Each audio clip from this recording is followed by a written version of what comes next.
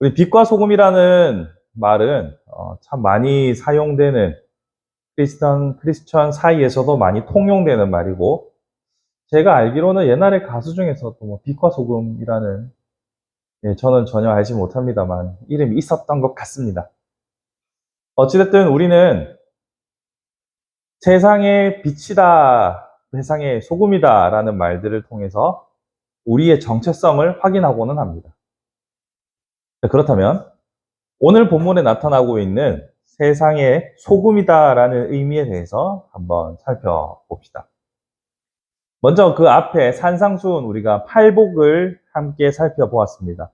이 8가지 복들을 살펴볼 때 사실 애통해하고 또 뭐 온유하면서 동시에 의에 줄이고 또 핍박을 받는 사람들, 요 이미지를 떠올려 보면 그렇게 세상 속에서 주류를 이루는 사람이다라는 생각이 들지는 않습니다. 팔복의 길을 따르는 사람들은 언제나 어떤 주도적인 세력이라기보다는 조용하게 그리고 묵묵하게 하나님의 능력으로 살아가는 사람들의 삶을 상상해 볼 수 있습니다. 그런 그들을 향하여서, 오히려 핍박받는 그들을 향하여서 예수께서는 너희는 세상의 소금이다라고 말씀하십니다. 소금 하면 어떤 이미지가 떠오르십니까? 소금의 용도를 먼저 생각해 보면 소금은 짜게 하는 유일한 어떤 물건이죠.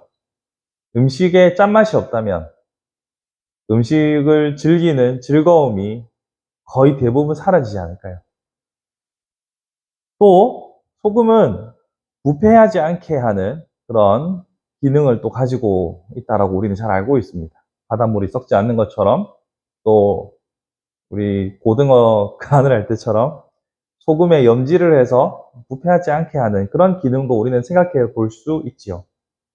이처럼 하나님 나라의 백성인 우리의 존재는 세상 속에서 그렇게 주도적인, 그리고 혹은 이끌어가는 리더의 삶이라고 우리가 볼 수는 없지만 예수께서는 명백하게 우리로 하여금 소금이다라고 말씀하고 계십니다. 이런 소금이라는 것은 좀 여러 가지 특징들이 있습니다. 잘 생각해 보시면 여러분들이 김장 담글 때나 여러 용도로 소금을 쓰니까 소금을 굳이 제가 길게 설명하지 않아도 소금의 특성들은 잘 아실 겁니다. 하지만 한 가지 예수께서 하신 말씀 속에서 의문이 생기는 부분이 있을 수 있습니다. 이게 뭐냐면 예수께서 이렇게 경고하시죠. 맛을 잃으면 무엇으로 짜게 하리요? 후에는 아무 쓸데없어 다만 밖에 버려져 사람들에게 밟힐 뿐이다. 맛을 잃은 소금이라는 것이 과연 상상이 가시는지요? 소금이 맛을 잃을 수 있을까요? 소금은 맛을 잃을 수 없습니다. 그 자체로 소금입니다. 그런데 그런 소금이 맛을 잃는다.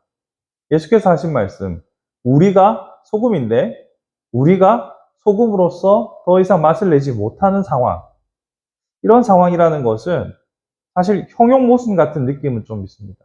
그럼 예수님께서 왜 이렇게 말도 안 되는 상황을 우리에게 비유하셨을까요?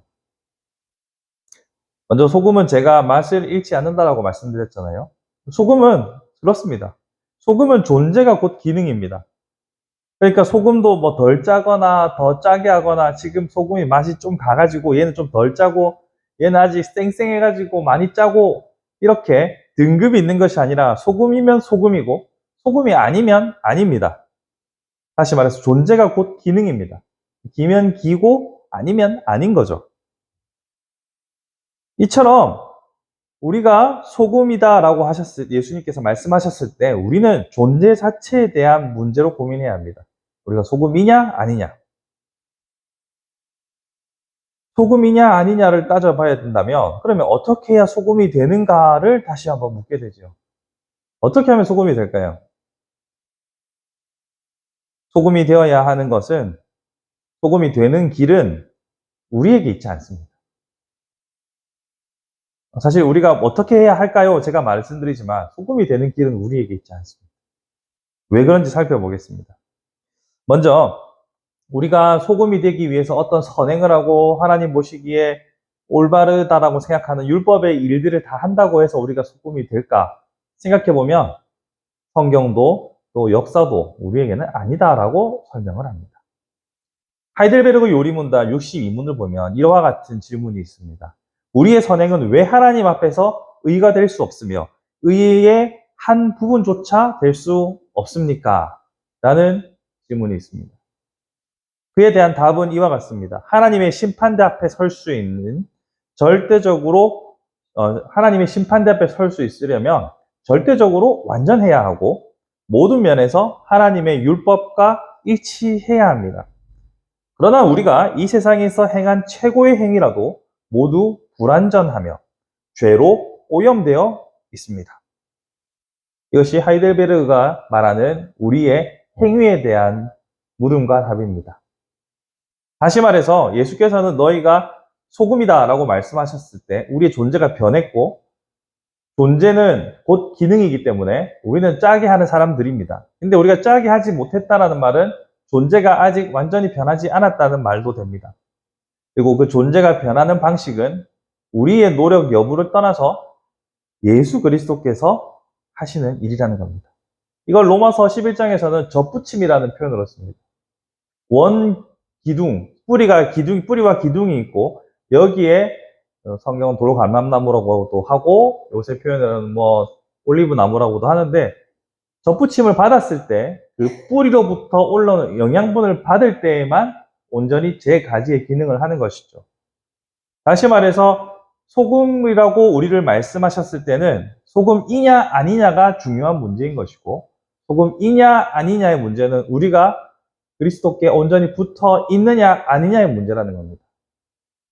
그럼 다시 또 돌아가면 우리의 행위로 하나님 앞에서 소금의 역할을 할 수 없으니 철저하게 내가 하나님의 사람인지 하나님의 백성인지 그리스도께 온전히 접붙어 있는지를 날마다 돌아보아야 한다는 것이죠.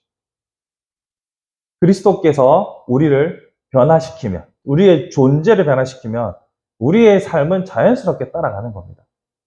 우리가 선행을 하려고 그렇게 애를 쓰고 우리가 세상의 빛과 소금으로 살아가야 된다라는 거룩한 부담감으로 윤리적이고 도덕적인 삶을 추구하는 것 혹은 바리새인들처럼 형식적인 삶을 추구하는 것 그것보다 더 앞서 중요한 것은 내가 당신께 온전히 붙어 있는가입니다. 우리가 그러면 어떻게 해야 온전히 붙어 있는 삶을 확인할 수 있을까요?